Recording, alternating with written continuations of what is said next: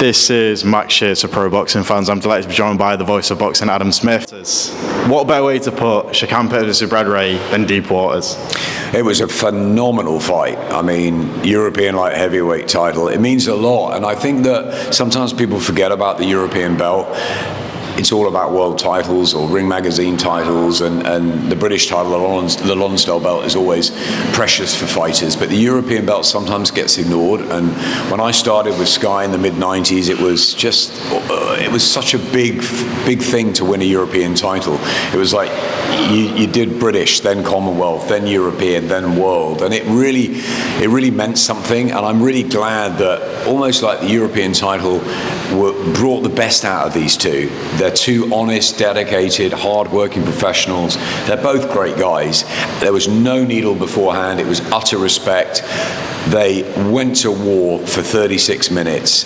It was absorbing. It was fantastic. It was brutal, grueling.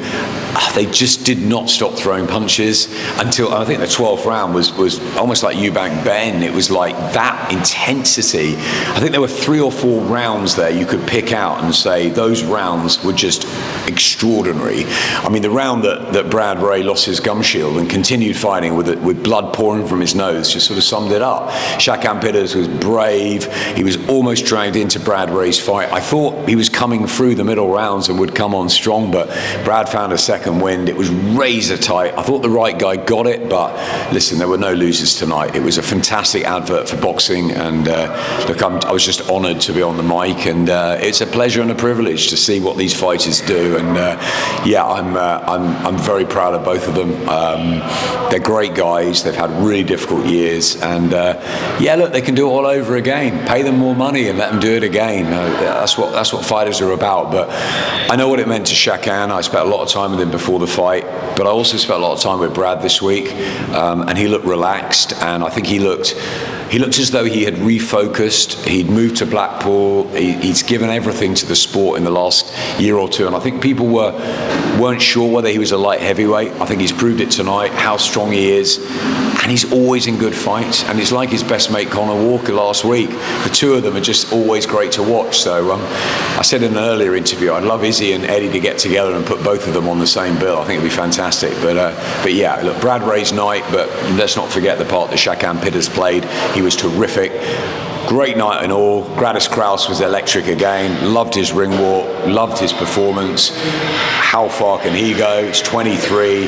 The world's his oyster, seemingly, and it's such a great story. And as for Sean McComb, I think he's got phenomenal talent.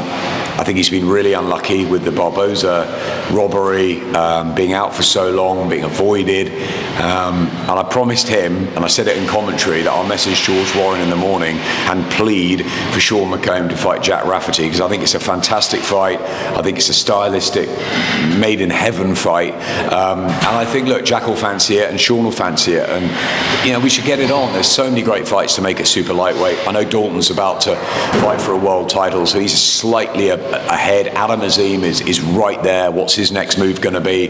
We just saw Pierce O'Leary out. I know he was close to fighting Sean McComb. Jack Rafferty, I mean, any of those guys can just fight each other. The 10-stone division has something about it, and I think that Sean McComb has come back tonight, put on a beautiful technical performance, and reminded everyone how good he is. So I loved it. Gemma Richardson boxed really well. It was a good heavyweight fight, great atmosphere, crazy fans in Hull. We mixed with them earlier on the Voice of Boxing when we were out and about with them. We love being around the fans. We are fans. And yeah, I was a fan tonight. I was a fan with a mic, and it was just a pleasure. Yeah, no, Adam, like I say, it is nearly midnight. I will keep on pushing into the early hours of the morning. Jake Paul returns. I know you're a big fan of Jake Paul and the influencer scene. What are your prediction for the fight with Chavez Jr.? And can Jake Paul win a world championship? I mean, if he does, it's going to be one of the great stories of this generation, isn't it? They start off as YouTubers, as influencers. I love working with Logan Paul and KSI when we did that fight together. It was the sort of start of it. My kids love what they've done, the whole Misfits thing. Look, yeah, I love it. I mean, I'm a hardcore boxing fan, and that European title fight doesn't get any better. But Jake Paul has millions and millions of followers, and he's boxing. That's got to be good for the sport. And he's live on DAZN very shortly. I think he picks his fighters or opponents pretty well. Although I didn't like the Mike Tyson. I like the event. I thought it was an incredible event on Netflix, and Casey Taylor and Amanda Serrano were brilliant, but I didn't like seeing Mike fight at 58. I thought that wasn't quite right. But look, that's done. That's history. Everyone got out safe and sound, and I think Jake and Julio Cesar Chavez Jr. is really interesting, and people tell me that Chavez Jr. has trained really hard for it, so let's see. I think that Jake Paul is a very smart businessman. I look forward to seeing him in New York in about 13 days or 12 days time, maybe at the press conference or the weigh-in for the huge show in Madison Square Garden with the all-female card, which is just phenomenal. Savannah, Chantel, Ellie, Ramla, obviously Katie, Amanda. It's just brilliant, and they're very, very sensible. The MVB team, they know what they're doing, and I think I think Jake will beat Julio Cesar Chavez Jr. Will he become a world champion? Look, are they going to chuck him in the top 10? Are they going to throw him in next? It's a big leap if they throw him in next. Let's see what happens against Chavez Jr. I'd like to see him maybe have a fight against a seasoned former world champion, and then maybe next year, maybe 26 is the year that we see Jake Paul in a world title fight. And could he become world champion? I don't know. I think he's very dedicated. I think he's learned a lot of boxing in the last few years. I think he's really worked hard. I mean, it'll be an unbelievable story if they can pull it off. Will they? We wait and see, and that's the fascination. Yeah, and our very last one, a man who was meant to be on the card tonight, Huey Fury. So much speculation about his return. Another one with speculation is Anthony Joshua.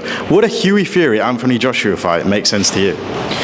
I just sort of grabbed Huey Fury's hands tonight to say hi and realised that was the problem. So I just took my hands off him. But actually, the hands are okay. I feel for Huey. He doesn't have to fight. You know, Peter and Huey have a beautiful life.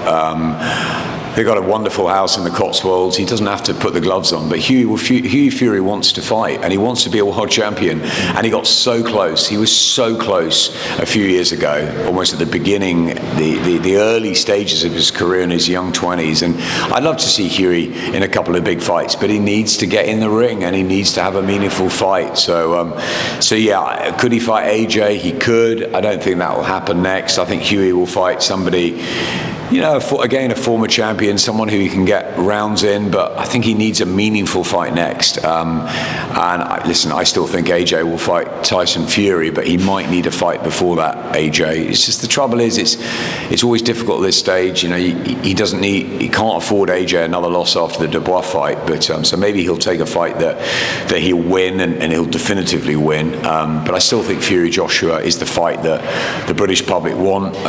So I still think that will happen. But Huey Fury's an enigma. He's always got the talent, we know that, but his body hasn't been kind to him, and you wonder whether he can hold himself together. I hope he can, because he's a lovely, lovely young man. I'm really fond of Peter and Huey, and I really hope that Huey can take these opportunities, but he's got to fight, and the body's got to hold up. So, you know, we just don't know that at the moment. But yeah, he says he's back in a few weeks' time, and we look forward to it.